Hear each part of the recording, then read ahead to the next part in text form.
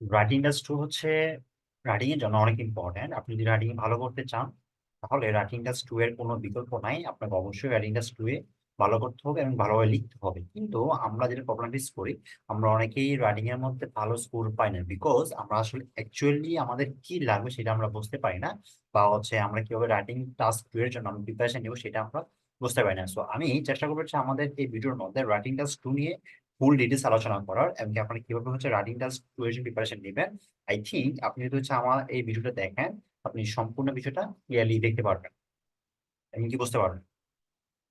So এখন আসি যে রাইটিং টাস্ক টুটা মূলত হচ্ছে কি। রাইটিং টাস্ক টু হচ্ছে মূলত আপনাকে একটা এসে বা হচ্ছে কিছু আইডিয়া লিখতে হবে। লাইক হইতে পারে পজিটিভ নেগেটিভ, হইতে পারে প্রবলেম সলিউশন, বা হচ্ছে কোনো ডিসকাশন, বোথ সাইড ডিসকাশন হচ্ছে এই টাইপের কোশ্চেন হচ্ছে আপনাকে দিবে। আর রাইটিং টেস্ট টু এর জন্য আপনাকে কোন টাইপের বা কোন টপিক থেকে কোশ্চেন গুলো আসবে আমার হচ্ছে আগের ভিডিও আছে, ওই ভিডিও থেকে দেখতে পারেন। আমরা যদি 12টা টপিক যদি আমরা ফলো করি, তাহলে 12টা টপিক যদি আমরা ফলো করি, ওই 12টা টপিক থেকে হচ্ছে আমরা রাইটিং টেস্ট টু এর জন্য প্রিপারেশন নিতে পারি। এই 12টা টপিক পড়লেই আমাদের প্রিপারেশন মোটামুটি হয়ে যাচ্ছে রাইটিং টেস্ট টু এর জন্য। এখন আসেন যে আমাদের হচ্ছে এখানে একটা সাপোজ হচ্ছে এখানে আহ একটা কোশ্চেন লিখে রাখছি আপনাদেরকে, জাস্ট বোঝানোর জন্য বা দেখানোর জন্য। মনে করেন আমরা হচ্ছে এখানে একটা, সরি এখানে লেখাটা একটু এলোমেলো হয়ে গেছে।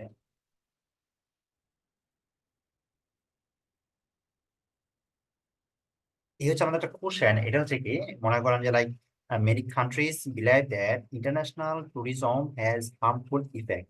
অর্থাৎ এখানে একটা নেগেটিভ ইফেক্ট নিয়ে কথা বলতে হচ্ছে, কথা বলতেছে কি বিষয়ে, অর্থাৎ ইন্টারন্যাশনাল ট্যুরিজম মানে ট্রাভেলিং বিষয়ে হচ্ছে এখানে কথা বলতেছে।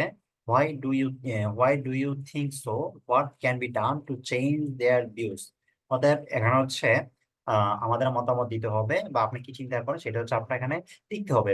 পজিটিভ সাইড বা হচ্ছে নেগেটিভ সাইড, বা নেগেটিভ সাইড গুলো থেকে কিভাবে আপনি নেগেটিভ সাইড মনে করেন একটা নেগেটিভ সাইড আছে, বা এখান থেকে কিভাবে সলভ করবেন এই প্রবলেম গুলা, সেটা হচ্ছে আপনাকে আলোচনা করতে হবে। এখন আসেন, রাইটিং এর মধ্যে মূলত যে দুইটা পার্ট থাকে, হ্যাঁ, একটা হচ্ছে পজিটিভ সাইড আর একটা হচ্ছে নেগেটিভ সাইড।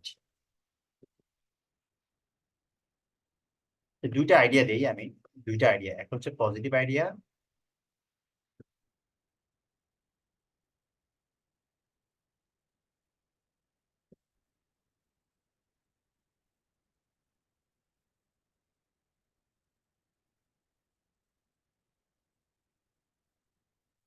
এখন দেখেন, আপনি যতগুলা কোশ্চেন পাবেন রাইটিং টেস্ট এর মধ্যে, আপনি হচ্ছে সবসময় এই দুইটা টপিক পাবেন। একটা হচ্ছে পজিটিভ আইডিয়া, আর একটা হচ্ছে নেগেটিভ আইডিয়া। সো আপনাকে এই দুইটা আইডিয়ার উপর অ্যান্সার করতে হবে, বা দুইটা আইডিয়ার উপর আপনাকে লিখতে হবে। পজিটিভ আইডিয়াকে আমরা বলতে পারি যে লাইক, অন্যভাবে যদি আমরা বলি, লাইক আমরা বলতে পারি যে এখান থেকে সলভ বা সলিউশন। আর নেগেটিভ আইডিয়া বলতে পারি আমরা প্রবলেম। সো আপনার হচ্ছে মূলত হচ্ছে এই দুইটা বিষয়ের উপর আপনারা অলওয়েজ এনি এনি কোশ্চেন উপর লিখতে হবে। যে আপনি যদি কোনো প্রবলেম ফেস করেন, বা আপনি যে আইডিয়াটা দিছে ওই আইডিয়ার উপর যদি আপনি মনে করেন যে এটাতে বেশি প্রবলেম, সেখানে হচ্ছে আপনার প্রবলেম গুলো আপনি তুলে ধরবেন। বা আপনার যে নেগেটিভ হচ্ছে প্রবলেম, এখানে এটা তুলে ধরবেন। যদি মনে করেন যে পজিটিভ, তাহলে যে পজিটিভ সাইডগুলো হচ্ছে এখানে তুলে ধরতে হবে। পজিটিভ এবং নেগেটিভ এই দুইটা বিষয়ের উপর মূলত হচ্ছে অল কোশ্চেন আর লিখতে হবে রাইটিং টাস্ক টুয়েতে। ঠিক আছে, এখন আমি প্র্যাকটিক্যালি দেখাবো যে আপনার পজিটিভ সাইড নেগেটিভ কিভাবে করবেন, সেটা একটু পরে আমি দেখাবো। এখন আসলে আমরা কিছু স্ট্রাকচার ফলো করবো। স্ট্রাকচারটা হচ্ছে যে, দেখেন আমরা যেখানে একটা স্ট্রাকচার ফলো করছি, আমরা প্রথম কি দিব, আমরা হচ্ছে লাইক এটা হচ্ছে একটা টেমপ্লেট। ঠিক আছে, এই টেমপ্লেট থেকে আমরা হচ্ছে জাস্ট একটা আইডিয়া দিতে চাচ্ছি। দেন হচ্ছে আমরা এখানে একটা রিয়েল একটা টাস্ক থেকে আমরা আরো বিস্তারিত জানবো। জাস্ট হচ্ছে একটা ওভারভিউ দেখেন। আমরা হচ্ছে রাইডিনাস টু এর জন্য প্রথম কি করবো, একটা ইন্ট্রোডাকশন দেবো। ইন্ট্রোডাকশনের মধ্যে জাস্ট হচ্ছে ইম্পর্টেন্স বা হচ্ছে এটা গুরুত্বপূর্ণ বা এটার প্রবলেম মেইন যে থিমটা, এটা নিয়ে আলোচনা করব। করার পরে তারপর হচ্ছে লাস্ট লাইনে এসে আমি বলবো যে ওকে, আমি মনে করতেছি এটা পজিটিভ, সো আমি আমার পজিটিভ আলোচনা আমি করতেছি। বা হচ্ছে আমি মনে করছি এটা নেগেটিভ, আমি নেগেটিভ আলোচনা আমি করতেছি। বা হচ্ছে আমি মনে করতেছি এটা পজিটিভ দুইটাই আছে, আমি বোথ সাইড থেকে আমি হচ্ছে ডিসকাশন করতেছি। সো এইভাবে হচ্ছে আমরা একটা ইন্ট্রোডাকশন শুরু করতে পারি। ঠিক আছে, এখানে হচ্ছে এটা সাপোজ যদি পজিটিভ হয়, কেন পজিটিভ হচ্ছে, এখানে জাস্ট একটা ওভারভিউ দিবেন 2 লাইনের ইন্ট্রোডাকশনের মধ্যে, জাস্ট ওভারভিউ। এটা হচ্ছে আমরা শুরু করতে পারি ইন্ট্রোডাকশনে। দেন ফাইনালি বলে দিলাম হ্যাঁ এটা পজিটিভ, এই কারণে এই একটা অপশন বা পার্ট, এটা যেন আমরা রেফার করতে পারি, বুঝাইতে পারি। এখন রাইটিং টাস্কের মধ্যে কোনটা বেশি ইম্পর্টেন্ট? সবচেয়ে বেশি ইম্পর্টেন্ট গ্রামার। ভাই আপনি যদি গ্রামারটা ভালো করে না না বোঝেন, তাহলে রাইটিং টাস্ক 2 আপনি খুব ভালো প্যারা খাবেন। ঠিক আছে, সো রাইটিং টাস্ক 2 ভালো করার জন্য গ্রামারের কোনো বিকল্প নাই। আপনি সেন্টেন্সটা লিখতেছেন, এই যে সাপোজ আমরা হচ্ছে এখানে এই সেন্টেন্স গুলো লিখতেছি, আমরা যে সেন্টেন্স গুলো লিখতেছি অ্যাকুরেটলি হচ্ছে কিনা, এটা হচ্ছে মেইন ইম্পর্টেন্ট। আমরা গ্রামারের সাথে ফলো করতেছি কিনা, আমরা সাপোজ ইজ হবে কখন, আর হবে কখন, বা আমাদের সেন্টেন্স মেকিং ঠিক হচ্ছে কিনা, এইটা হচ্ছে main important for writing task 2। বা আপনি যদি কোনো কিছু লিখেন, যদি আপনার লেখাটা যদি সুন্দর না হয়, গ্রামাটিক্যাল এরর থাকে বেশি, তবে 2টা ভুল করতে পারেন, সেটা মানা যায়, সেই জন্য হয়তো বা আপনাকে কিছু নাম্বার কম দিবে। বাট আপনি যদি লেখাটা বেশি ভুল করেন, গ্রামারটা বেশি ভুল করেন, তাহলে হচ্ছে আপনার নাম্বারে, আপনি এখান থেকে কখনোই ভালো নাম্বার স্কোর পাবেন না, পাঁচের উপরে নাম্বার আসবে না। ঠিক আছে, যদি আপনি গ্রামারে প্রচুর ভুল করেন, তাহলে পাঁচের উপরে আপনি জীবনেও পাবেন না। যদি আপনি গ্রামারে ভুল করেন, সো গ্রামারটা যদি আপনি ঠিক রাখেন, যদি আপনি দুই একটা কমপ্লেক্স সেন্টেন্স দুই একটা কমপ্লেক্স সেন্টেন্স রেডি করে বা হচ্ছে টেমপ্লেট ইউজ করে যদি আপনি লিখেন, গ্রামারটা ঠিক রাখেন, তাহলে সারা ছয় দিয়ে দিবে। আর যদি আপনি ভোকাবুলারি তো মনে করেন যে সাপোজ আমরা জানি যে লাইক আমরা যে টাইপের ভোকাবুলারি জানি, যদি আমরা অ্যাক্টিভ পেসিভ বা যদি আমরা স্ট্রাকচার গুলো করে আমরা লিখতে পারি, মিনিমাম 6 6.5 দিয়ে দিবে। কিন্তু যদি হচ্ছে আপনি গ্রামারে ভুল করেন, তাহলে আপনি যতই মনে করেন যে আপনি ভালো ওয়ার্ড লিখেন, আপনার লেখাই তো হবে না, তাহলে কিন্তু আপনার নাম্বারটা স্কোরটা কখনোই 5-এর উপরে যাবে না। সো আপনাকে অ্যাডভান্স রাইটিং 2 এর জন্য গ্রামারটা থেকে একটু ফোকাস করতে হবে, যে কখন সিঙ্গুলার নাম্বার হবে, কখন কখন সিঙ্গুলার ভার্ব হবে, প্লুরাল ভার্ব হবে, কখন একটা সেন্টেন্সের পর একটা সেন্টেন্স কানেক্ট করবে, এই যে কানেকশন গুলো আছে, এগুলো হচ্ছে আপনাদেরকে অবশ্যই জানতে হবে। সো গ্রামার ছাড়া কোনো বিকল্প নাই ফর রাইটিং টাস্ক 2। তবে হ্যাঁ, এখানে গ্রামার দ্যাট মিনস এটা না যে আপনি গ্রামারে হাবি জাবি যত কিছু আছে সবকিছু শিখে ফেলেন। এখানে বেশি দরকার নাই, আপনি হচ্ছে সিম্পল সেন্টেন্স মেকিং করা শিখেন, complex sentence complex sentence making করা শিখেন, কম্পাউন্ড সেন্টেন্স মেকিং করা শিখেন। এই 2-3টা শিখলে হবে। সাথে হচ্ছে টেন্সটা একটু আপনাকে বুঝতে হবে। টেন্স আমি মনে করি যে আপনি বর্তমানে হচ্ছে কলেজে পরীক্ষা দিয়ে দিচ্ছেন, বা হচ্ছে ইউনিভার্সিটিতে পড়তেছেন, বা হচ্ছে ইউনিভার্সিটি পড়াশোনা শেষ এন্ড আপনি হয়তো কোথাও জব টব করতেছেন। So, এই বয়সে আগে যদি বলেন যে ভাই আমার টেন্সের দুর্বলতা আছে, তো আমি মনে করি যে এটা আসলে বেড লাক। আর টেন্সের মনে করেন যে শুধু আমরা সেন্টেন্স মেকিং করে আসলে আমরা সারা জীবন পার করে দিচ্ছি, তো এগুলো কখনোই গ্রামার হইতে পারে না। আপনাকে স্ট্রাকচার শিখতে হবে, একটা রুলস শিখতে হবে। রুলস শিখলে দেন আপনি আহ, 2-3টা যে এক্সাম্পল মুখস্থ না করে আপনি এনি এক্সাম্পল মেক করতে পারবেন, এনি সেন্টেন্স মেক করতে পারবেন। সো আপনাকে অবশ্যই স্ট্রাকচার শিখতে হবে, সেটা হচ্ছে ইম্পর্টেন্ট। যেমন আমরা হচ্ছে এখন স্ট্রাকচার ফলো করতেছি আইএলটিএস রাইটিং এই 2 এর জন্য, যদি আমরা এই রাইটিংটা এই যে রাইটিং এর জন্য এই স্ট্রাকচার গুলো ফলো করি, আই থিঙ্ক আমরা 7+ পাবো। যদি আমাদের গ্রামার ঠিক থাকে, আমাদের লিঙ্কিং ওয়ার্ড গুলো ঠিক থাকে, তারপর হচ্ছে যদি আমাদের কিছু আমরা যদি রিপিটেশন কম করি, রিপিট কম করি, ওয়ার্ড রিপিট কম করি, এন্ড হচ্ছে যদি আমাদের ভোকাবুলারি মোটামুটি একটা হাই রেঞ্জের থাকে। সো ভোকাবুলারি যে হাই রেঞ্জের, বেশি হাই রেঞ্জ হওয়া লাগবে এরকম না, আপনি জাস্ট 2-3টা ওয়ার্ড হচ্ছে একটি ইউনিক, বেশি ইউনিক ইউজ করেন, তাহলে হচ্ছে আপনার এনাফ। আপনার যে আসলে প্রত্যেকটা লাইনে হাই ভোকাবুলারি ইউজ করতে হবে এরকম না, এটা টোটালি রং একটা আইডিয়া। সো আপনি যদি হাই ভোকাবুলারি ইউজ করতে চান, আপনি 4-5টা শিখে রাখেন টপিক বেস। যেমন হচ্ছে আমরা এনিমেল টাইপের যদি প্যাসেজ পাই, আমি 5-6টা আমি হাই রেঞ্জের ভোকাবুলারি শিখলাম। বা হচ্ছে আমি ট্যুরিজম সেক্টরের জন্য আমি 5টা বা 10টা আমি হাই রেঞ্জের ভোকাবুলারি শিখলাম, যেটা আমি মাস্ট ইউজ করবোই যখন হচ্ছে আমি ট্যুরিজম টাইপের টপিক পাবো। বা হচ্ছে লাইক হচ্ছে আপনি এডুকেশন উপর আপনি 5টা বা 6টা ইউনিক আপনি কিছু ভোকাবুলারি শিখে রাখেন, যেটা আপনি ইউজ করবেন। সো এখন মনে করেন আমাদের কতটা পার্ট ছিল, আমাদের পার্ট টপিক হচ্ছে 12টা ছিল। ঠিক আছে, 12টা যদি আপনি মনে করেন 5টা করে হাই ভোকাবুলারি শিখেন, 5-12 60, তো 60টা ভোকাবুলারি শিখে কি আপনার জন্য কঠিন মনে হবে? যদি একদিনে শিখাইতে 60টা, ধরলাম আপনি 1 সপ্তাহ শিখেন, 7 দিন সময় নিয়ে। ঠিক আছে,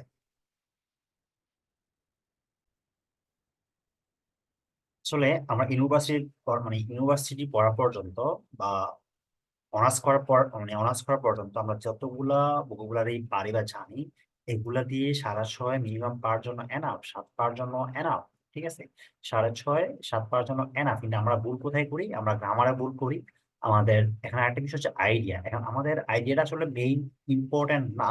আপনি যদি আইডিয়া মোটামুটি আপনি যেই আইডিয়াটা আপনি বুঝতে চাচ্ছেন সেটা যদি আপনি এক্সপ্লেইন করতে পারেন প্রপার ওয়েতে, আপনার নাম্বার পাবেন। তো এখানে আপনাকে দেখবে না যে আসলে আপনি একটা রং আইডিয়া উপস্থাপন করছেন, ওইটা মেইন ফ্যাক্টর না, বাট আপনি যেটা পজিটিভ সাইড থেকে আপনি এটা ডিসকাস করবেন, বাট আপনার আইডিয়াটাকে আপনি খুব সুন্দর করে মানে প্রেজেন্ট করবেন, এটা মেইন ফ্যাক্ট।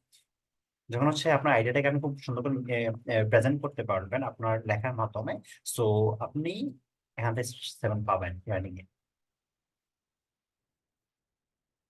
এখন আপনার হচ্ছে কিছু ইউনিক ইউনিক ওয়ার্ড শিখে ফেলেন 5-10টা করে প্রতিটা টপিকের জন্য। সো এই টপিক গুলো আসলেই যেন হচ্ছে আপনারা লাইক লিখতে পারেন, ওই ভোকাবুলারি গুলো ইউজ করলে আপনার লেখার মানে স্মার্টনেস আরো অনেক বাড়বে।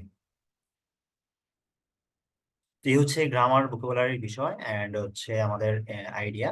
আর আইডিয়া মোটামুটি আমরা যেটা জানি আমরা সেটা এক্সপ্লেন করে ট্রাই করব প্রপার ওয়েতে, দেন হচ্ছে আমাদের ওই আইডিয়াটা নিয়ে এত প্যারা খাওয়া লাগবে না।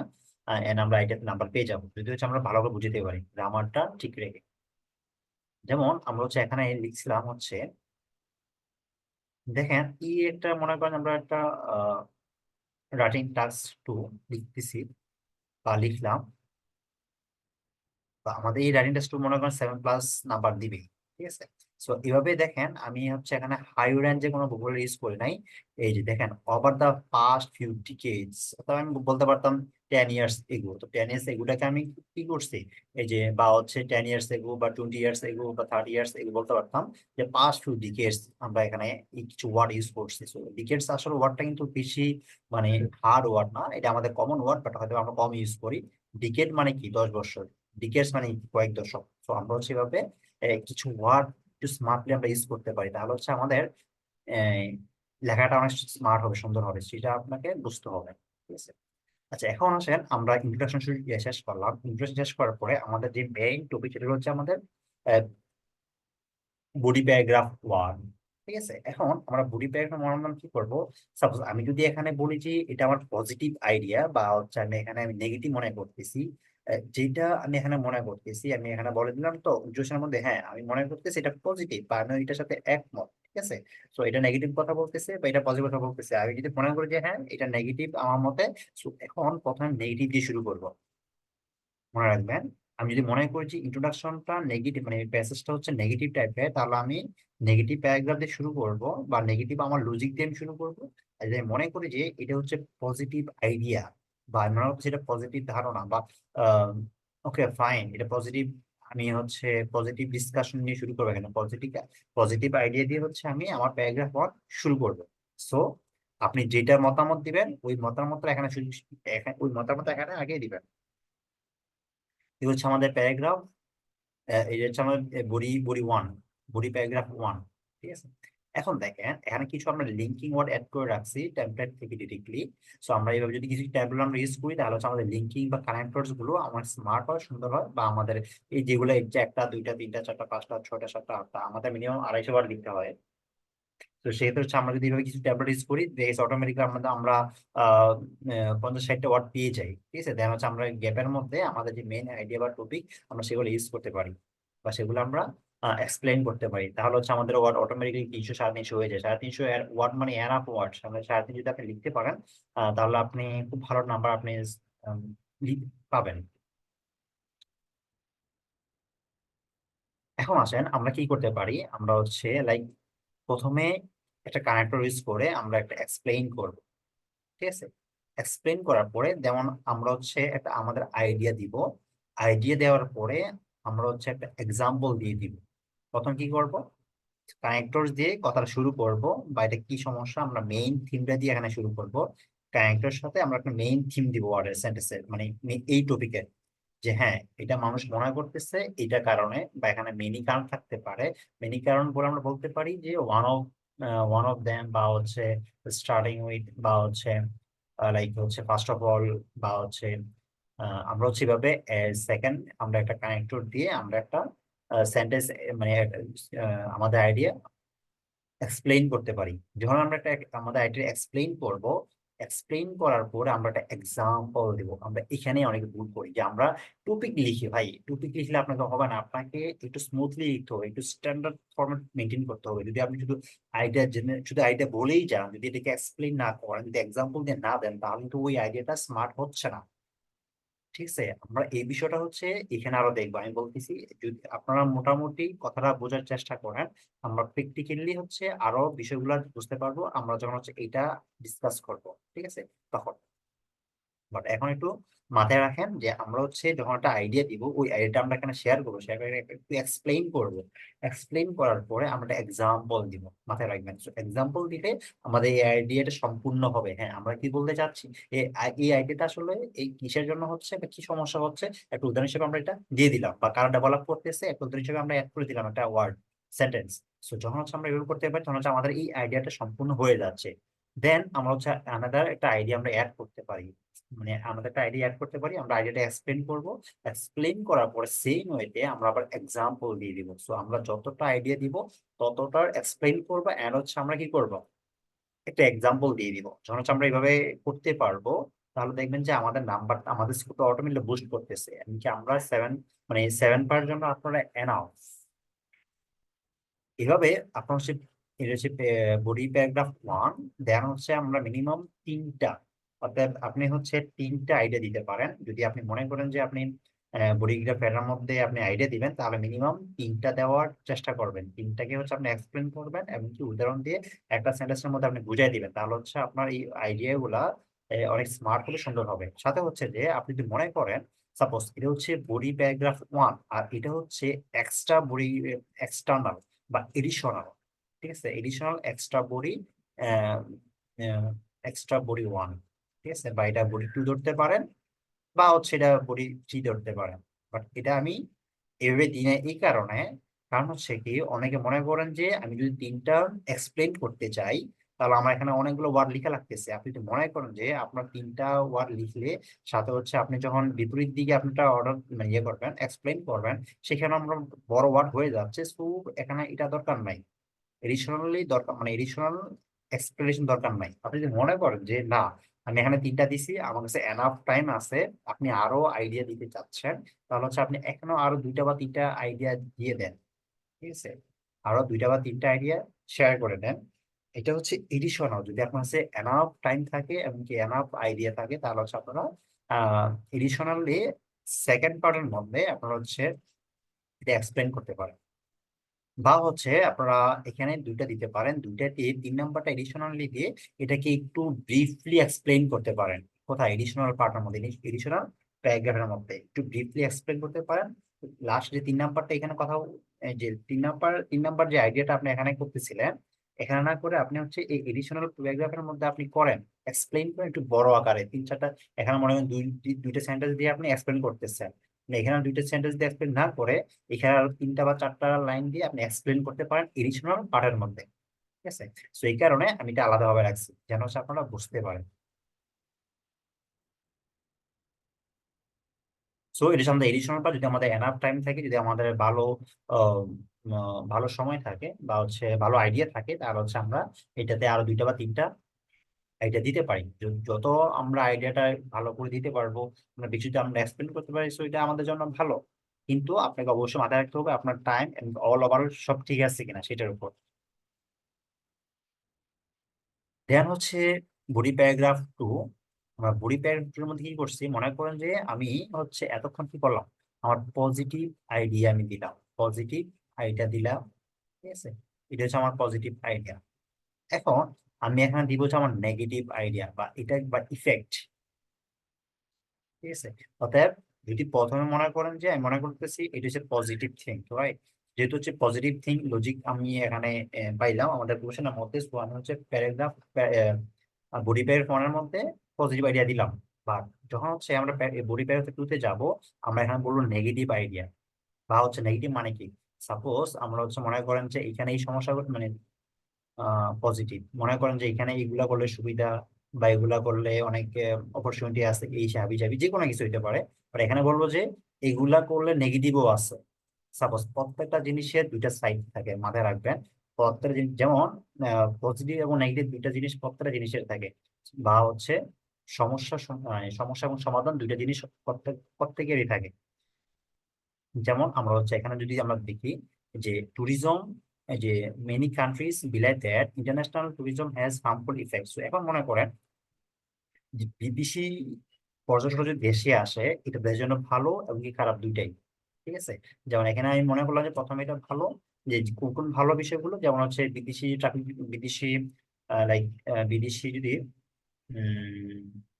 ট্যুর যদি দেশে আসে, দেশ মানে ইকোনমিক্যালি বাংলাদেশ গ্রো করবে, বা হচ্ছে যে কোনো দেশ মানে অর্থনৈতিকভাবে উন্নতি করবে। আহ ঠিক আছে, অতএব এটা পজিটিভ সাইড। আর নেগেটিভ সাইড কি? নেগেটিভ সাইড হলো যে লাইক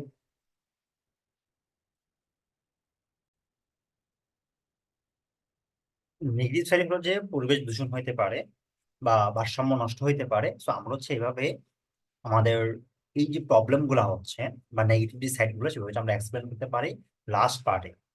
ঠিক আছে, সো সেম ভাবে আমরা হচ্ছে এটা কানেক্ট যদি আমরা শুরু করবো, কানেক্ট শুরু করে আমাদের যে আইডিয়া, নেগেটিভ যে আইডিয়া, এটা যে প্রবলেমটা, সেটা হচ্ছে আমরা এখানে বলবো। বলার পরে দেন আমরা এক্সাম্পল দিব যে এটা যেমন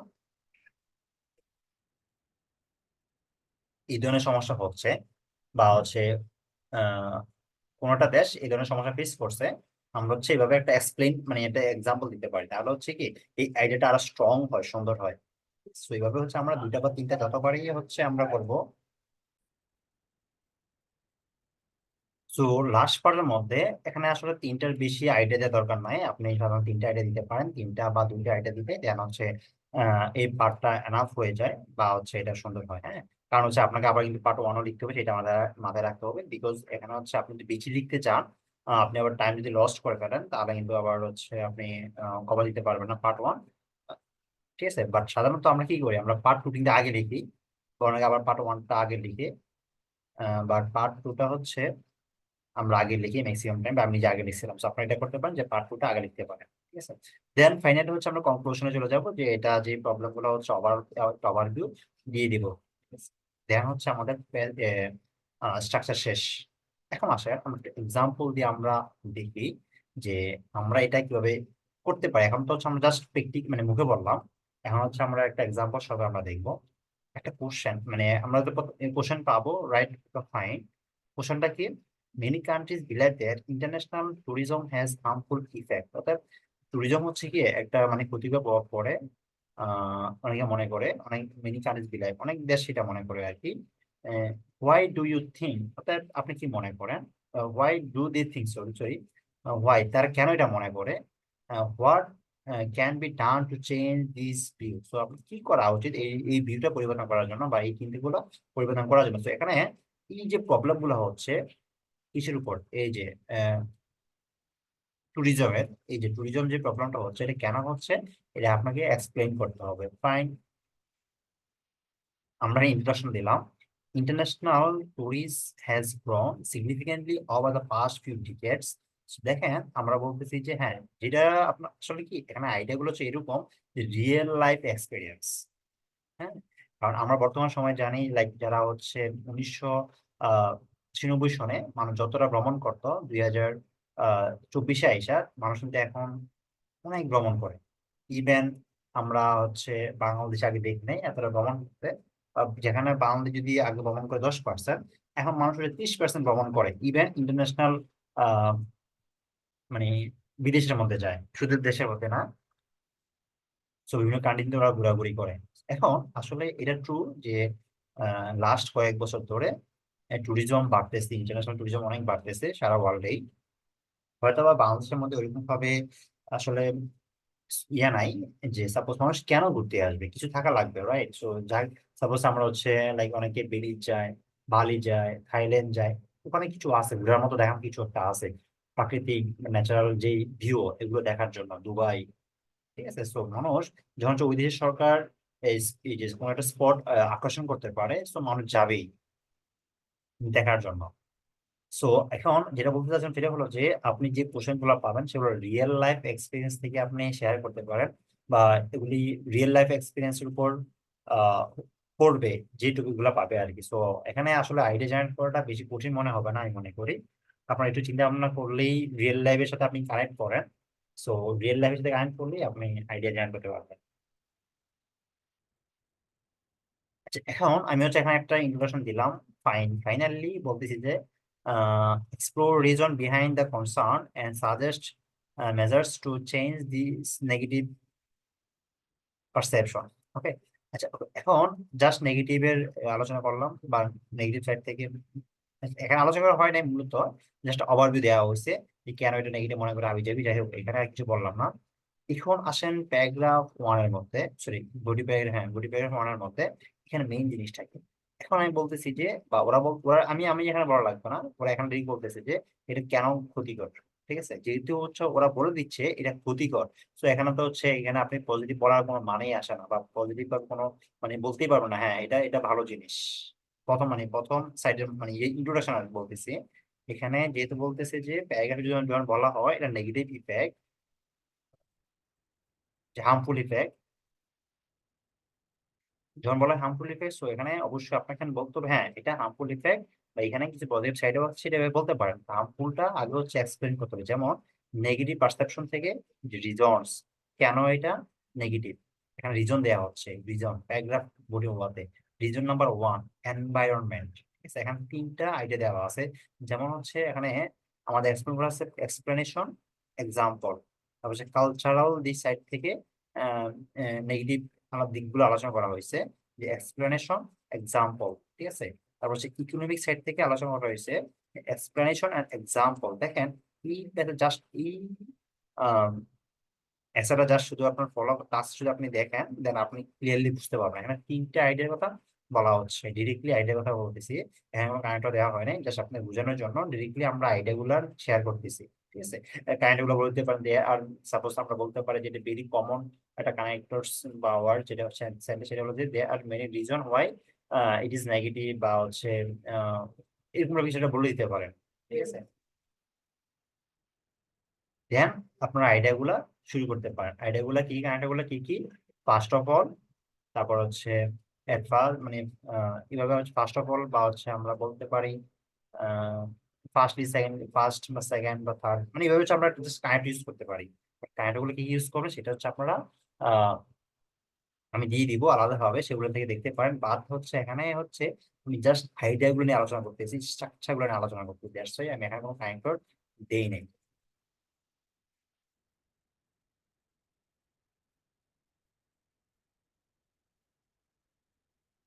ওকে, দেখেন এনভায়রনমেন্ট ডিগ্রেডেশন, মানে এনভায়রনমেন্টের যেই প্রবলেমটা, যে one of the main sorry primary concern is the environmental impact of tourism.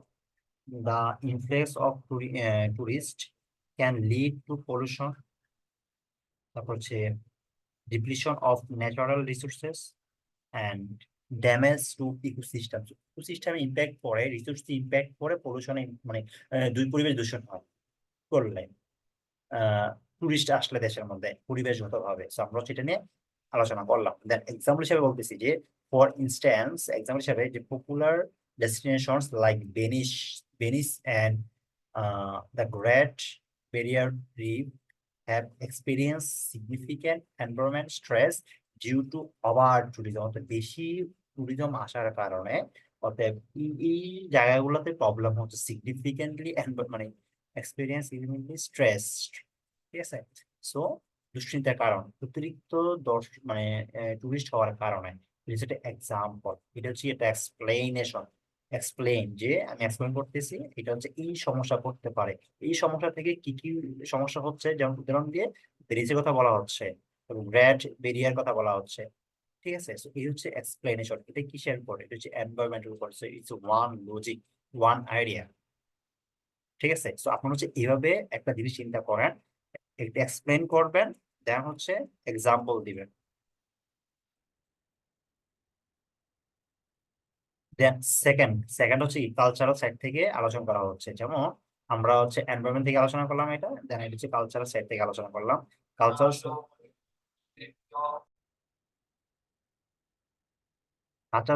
Cultural দিক থেকে যে আলোচনা করা হলো সেটা হলো যে অ্যানাদার কনসার্ন, যে এটা হচ্ছে আমাদের প্রথম কনসার্ন, ঠিক আছে। আমরা হচ্ছে প্রথম কনসার্নের পরে যখন সেকেন্ড একটা এইটা আমরা অ্যাড করবো, আমরা বলতে পারি অ্যানাদার কনসার্ন, বা বলতে পারি হোয়াট ইজ মোর, সেকেন্ড মানে সেকেন্ড একটা আইডিয়া, ঠিক আছে। তো আমরা এইভাবে একটা কানেক্টর ইউজ করতে পারি। Another concern is the potential erosion of local cultural and traditions. Suppose এটা হচ্ছে কি, এটা মানে কালচার, লোকাল যে কালচার গুলো আছে ওগুলাতে প্রবলেম করতে পারে, যেমন হচ্ছে large numbers of tourist can lead to the commercializations and travels civilizations of cultural practices। এখন আমরা হচ্ছে একটা এক্সপ্লেন করতেছি, এটা কোন সাইড থেকে, এটা কালচারাল দিক থেকে। যেমন লাস্ট হচ্ছে কি এক্সাম্পল, এই যে এক্সাম্পল সেটা হলো যে ইন সাম রিজনস, কিছু কিছু এরিয়াতে traditional festivals and ceremonies have been modified to create or to tourists diluting their original significance and meaning। So অতএব তাদের যেই কালচারাল যেই ফেস্টিভ্যাল বা হচ্ছে অনুষ্ঠান আছে, ট্রেডিশন আছে, ওটার উপর এই যে টুরিস্ট আসার কারণে এটি ইম্প্যাক্ট পড়ে, ঠিক আছে। So এগুলাতে হচ্ছে কালচারাল দিক থেকে একটা উদাহরণ এক্সাম্পল। দেন আবার ইকোনমিক দিক থেকেও সেম, এখানে এক্সপ্লোর করা হচ্ছে international tourism also can also exacerbate economic inequalities, অর্থাৎ মানে ইকোনমিক বৈষম্য দেখা দেয়। এন্ড যেমন এখানে উদাহরণ হিসেবে large hotel chains and tour operators frequently dominate the tourism industry, living small eight is happy to be. দেখেন আমরা দেখি যে ইকোনমিক মানে যদি হচ্ছে বাংলাদেশের কথা বলি, বাংলাদেশের মধ্যে যদি হচ্ছে লাইক এখানে আমি হোটেলের কথা দিক দিয়ে বলি, ইকোনমিক দিক দিয়ে বলি, যখন দেশের মধ্যে বেশি টুরিস্ট মানে কক্সবাজার যখন বেশি টুরিস্ট যায়, তখন হোটেল মালিক কি করে, ওদের ভাড়া বাড়ায় দেয়, ঠিক আছে। আর যখন মনে করেন যে টুরিস্ট যায় না, ওরা কি করে, তখন ভাড়া হচ্ছে কমাই দেয়, ঠিক আছে। বাড়ায় দিব যখন হচ্ছে মানুষ বেশি যাবে, আর কমাই দিব যখন মানুষ কম দিবে। So এখানে ইকোনমিক ডিস্টেন্সটা বেশি হয়ে যায়। তবে দেখেন যদি হচ্ছে বেশি বিদেশি আসে, তখন কি হবে, তখন যেখানে মনে করেন যে লোকাল মানুষের জন্য ভাড়া ভাড়া 500 টাকা, সাপোজ এক্সাম্পল হিসাবে, আর তখন যদি বিদেশের বেশি হয়, তখন ভাড়া 2000 টাকা। সো বিদেশি বেশি আসার কারণে লোকাল মানুষগুলো তখন আবার ভাড়া বেশি দিয়ে টাকা লাগে। যেহেতু বাংলাদেশে বেশি মানুষ আসে না টুরিস্ট, সেক্ষেত্রে লোকাল মানুষগুলো আসে, লোকাল মানুষ উপর চিন্তা করে ভাড়াটা বাড়ানো হয়। আবার যখন মানুষ ছুটি পায় না বা চায় না, তখন আবার ভাড়াটা কমাই দেয়। তো এই হচ্ছে ইকোনমিক সাইড থেকে একটা দেশের ট্যুরিজম উপর ইম্প্যাক্ট করতে পারে। বা এখানে এক্সপ্লেনেশন এবং এক্সাম্পল যেটা মেইন দেখাতে যে সবটা হলো যে আমরা কিভাবে লিখবো। যেমন আমরা হচ্ছে এখানে একটা আইডিয়া দিলাম, এই যেমন থার্ড আইডিয়া, ঠিক আছে, এই থার্ড আইডিয়া, যেমন থার্ড আইডিয়াতে আমরা অ্যাড করতে পারি last but not the list. আমরা হচ্ছে এভাবে একটা কোনো কিছু কানেক্টর ইউজ করে আমরা এটা ইউজ করতে পারি। দেন হচ্ছে আমরা এক্সাম্পল দিয়ে দিলাম, এক্সপ্লেন করে দিলাম। তো এই হচ্ছে আমাদের আইডিয়া। দেন আমরা চাচ্ছি না যে সাপোজ এখানে হচ্ছে আমাদের মোটামুটি এই ওয়ার্ড গুলো যদি আমি কাউন্ট করি, আমাদের এনাফ ওয়ার্ড হয়ে গেছে, মানে 300 350 প্লাস লেখার জন্য বা 350 অ্যারাউন্ড লেখার জন্য আমাদের এনাফ ওয়ার্ড হয়ে গেছে। যেহেতু আমার এনাফ ওয়ার্ড হয়ে গেছে, সেক্ষেত্রে আমি আর লজিক বাড়াবো না, আমি আর আইডিয়া দিব না, ঠিক আছে। নেগেটিভ সাইড থেকে, এটা হচ্ছে আমার নেগেটিভ সাইড, নেগেটিভ সাইড থেকে আমার আইডিয়া দেওয়া লাগবে না বা আইডিয়া দিব না। এখন আসে আমাদের যে কোনো একটা প্যাসেজের মধ্যে দুইটা পার্ট থাকে, প্রথমে বলছি একটা হচ্ছে পজিটিভ সাইড আর একটা হচ্ছে নেগেটিভ সাইড। বা আমরা বলতে পারি একটা হলো যে প্রবলেম সাইড, একটা সলিউশন সাইড, ঠিক আছে। প্রবলেম দ্যাট মিনস হচ্ছে আমাদের নেগেটিভ, আর সলিউশন মানে হচ্ছে আমাদের পজিটিভ। তো এখন আমরা হচ্ছে এতক্ষণ ডিসকাস করলাম হচ্ছে আমাদের নেগেটিভ সাইড দ্যাট মিনস আমাদের প্রবলেম নিয়ে। এখন আমাদের positive side that means solution করতে হবে। এখন আমরা এটা কিভাবে সলিউশন করতে পারি, বা এখানে কিভাবে এটা হচ্ছে লাইক ইম্প্যাক্ট করতে পারে পজিটিভ সাইড থেকে, সেটা হচ্ছে আমাদের এখানে আহ, আলোচনা। সো চেঞ্জ নেগেটিভ পারসেপশন, কিভাবে হচ্ছে আমাদের নেগেটিভ ধারণা আমরা চেঞ্জ করতে পারি। প্রথম হচ্ছে sustainable tourism practices. So sustainable tourism practices, যে promoting sustainable tourism practices can helps mitigate the environment impact of tourism. This includes measures such as regulating the number of visitors, sensitive areas, promoting eco-friendly accommodations, so encouraging responsible tourist behavior. So sustainable tourism practice করতে গেলে এখানে একটা example দেওয়া, যেমন Costa Rica কি করছে, implemented successfully ecotourism initiative that protect cultural natural resources while benefiting local communities. অর্থাৎ আপনি এই সাইড গুলারে একটু পজিটিভ সাইড দিয়েও চিন্তা ভাবনা করতে পারেন বা একটু চেঞ্জ করতে পারেন। সেটা হলো কি, যে আপনি মনে করেন যে কিছু উদ্যোগ নিতে পারেন যে আমি এটা কিভাবে আরো মানে বেটার করতে পারি, বা হচ্ছে ট্যুরিস্ট যদি আসে আমাদের দেশের মধ্যে, যেন হচ্ছে আমাদের যে কালচারাল দিকে যেন কোনো সমস্যা না হয়, বা আমাদের রিসোর্সে কোনো যেন সমস্যা না হয়, যেন আমাদের লোকাল যে কমিউনিটি আছে বা সাধারণ মানুষগুলো আছে ওরা যেন সুবিধা পায়। দেন আমাদের হচ্ছে সেকেন্ড আইডিয়া, যে কালচারাল প্রিজার্ভেশন প্রোগ্রাম, মানে হচ্ছে আমাদের কালচার কিভাবে রক্ষা করা যায়। আমরা সেটা নিয়ে এখানে আলোচনা করা। এখানে হচ্ছে আমাদের কালচার উপর প্রভাব পড়ে, লাইক এখানে হচ্ছে কালচারাল ইম্প্যাক্ট, কালচার সমস্যা হচ্ছে, বাট এখানে হচ্ছে কি কালচারকে রক্ষা করা যায় বা কালচার প্রমোট করা যায়। তো তারা যদি হচ্ছে আমাদের দেশে আসে, তাহলে হচ্ছে আমাদের কালচার তাদের কাছে আমরা পরিচিতি করতে পারি, বা হচ্ছে আমরা রক্ষা করতে পারি আমাদের কালচারটাকে। আমাদের কালচার রক্ষা করার জন্য আমরা কোন ইনিশিয়েটিভ আমাদের লোকাল বা হচ্ছে আমাদের ট্যুরিজম বোর্ড নিতে পারে, সেটা নিয়ে হচ্ছে আমরা এখানে আলোচনা করতে পারি। যেমন এখানে হচ্ছে বলা হচ্ছে যে government and tourism boards can implement programs that protect and promote local culture. So তারা চাইলে আমাদের, মানে কারা, গভর্নমেন্ট এবং ট্যুরিজম বোর্ড প্রমোট করতে পারে। ঠিক আছে, তো এটা নিয়ে হচ্ছে এখানে আলোচনা করা হচ্ছে। যেমন এক্সাম্পল হিসাবে, Japan has successfully maintain it's cultural heritage through policies that promote traditional crafts and festivals, ensuring they remain authentic and meaningful. So এখন এই যে প্রবলেমটা, এটা কারা ঠিক মতো করতে পারছে? জাপান ঠিক মতো করতে পারে। তো এখানে একটা জাপানের একটা এক্সাম্পল দেওয়া হচ্ছে। সো এইভাবে হচ্ছে আপনারা একটা এক্সপ্লেইন করবেন, দেন একটা এক্সাম্পল দিবেন। তো কমিউনিটি বেসড ট্যুরিজম এক্সপ্লেইন করবেন, দেন হচ্ছে এক্সাম্পল দিবেন। সো এই হচ্ছে আমাদের মেইন থিম, যে আমরা হচ্ছে একটা আইডিয়াকে এক্সপ্লেইন করব, এক্সপ্লেইন করার পরে দেন আমরা একটা আইডিয়া, সরি একটা এক্সাম্পল দিয়ে দিব, তাহলে হচ্ছে আমাদের আইডিয়াটা সুন্দর হবে। দেন হচ্ছে কনক্লুশনের মধ্যে হচ্ছে এই প্রবলেম গুলা কি হচ্ছে সেটা নিয়ে আমি আলোচনা করলাম, বা হচ্ছে কিছু খারাপ দিকও আছে, খারাপ দিক থেকে হচ্ছে ভালো দিকটাই বেশি, বা হচ্ছে ভালো দিক থেকে খারাপ দিকটাই বেশি। ঠিক আছে, তো আমরা হচ্ছে কনক্লুশনে গিয়ে একটা প্যাসেজ অ্যাড করতে পারি। তো এখন আপনি যদি এইভাবে একটা প্যাসেজ লিখেন, এই আইডিয়া বা এই স্ট্রাকচারটা ফলো করে, আই থিঙ্ক আপনার জন্য 7 পাওয়াটা কঠিন মনে হবে না। যদি আপনি গ্রামারটা ঠিক রেখে লিখতে পারেন। দেখেন এখানে আসলে হাই টাইপের কোনো ওয়ার্ড নাই। ঠিক আছে, এই ডিক্যাড এটা আসলে বেশি বেশি পরিচিত না, মানে বেশি পরিচিত না বা বেশি ইউজেবল না মানুষ, তারপর মানুষ এটা চিনে বা ওর সাথে এটা পরিচিত। ঠিক আছে, তো আপনি এইভাবে কিছু ওয়ার্ড ইউজ করতে পারেন, স্মার্ট ওয়ার্ড ইউজ করতে পারেন। সো তাহলে হচ্ছে আপনি এখানে নাম্বার পাবেন, বা হচ্ছে লাইক এখানে ডেস্টিনেশন, পপুলার ডেস্টিনেশন বা পপুলার প্লেস দিতে পারি আমরা। ঠিক আছে, প্লেস হচ্ছে ভেরি কমন, বা প্লেসটা না দিয়ে আমি দিলাম হচ্ছে ডেস্টিনেশন, তাহলে হচ্ছে এটা স্মার্ট হচ্ছে না। তো আমরা হচ্ছে এভাবে কিছু ওয়ার্ড আমরা ইউজ করবো, যেন হচ্ছে লাইক আমাদের স্কোরটা যেন বাড়ে। আর রিপিটেশন কম করবো, যদি আমরা রিপিট করি আমাদের ওয়ার্ড, সাপোজ এখন ডেস্টিনেশন লিখছি, and পরে যদি আমি আবার ডেস্টিনেশন লেখার সময় যদি আমি আবার সেম ডেস্টিনেশন লিখি, আমার নাম্বারটা কমাই দিবে। বাট পরবর্তী আমি লিখবো হচ্ছে প্লেস লিখবো, বা কোনো একটা এরিয়া লিখবো। এভাবে হচ্ছে আমরা ওয়ার্ড করবো, সিনোনিম ইউজ করবো, তাহলে হচ্ছে আমাদের স্কোরটা বাড়বে। সো আশা করি যে আপনারা হচ্ছে আমাদের পরবর্তী ভিডিওগুলো দেখবেন। পরবর্তী ভিডিওতে হচ্ছে আমি আরো ডিসকাস করবো আমাদের রাইটিং স্কিল নিয়ে, কি হচ্ছে আপনারা আইডিয়া জেনারেট করবেন। আই থিঙ্ক আইডিয়া জেনারেট করতে পারলে আপনার জন্য আরো ইজি হয়ে যাবে রাইটিং টাস্কটা। আর এবার যদি আপনি লিখেন, আমি শিওর আপনারা 7+ পাবেন মাস্ট। সো প্র্যাকটিস করেন, ভালো কিছু হবে।